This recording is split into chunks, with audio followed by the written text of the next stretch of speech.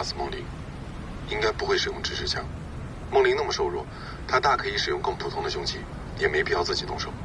而且从监控看，梦玲赴约的时候没什么紧张焦虑的情绪，赖三动手应该是激情杀人。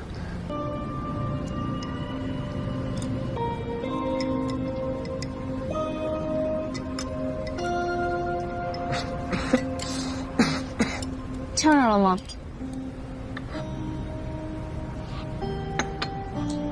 周姐，这个真的有点太辣。辣？你是不能吃辣吗？那你怎么不告诉我呢？对不起，我没怪你。我记得你喜欢。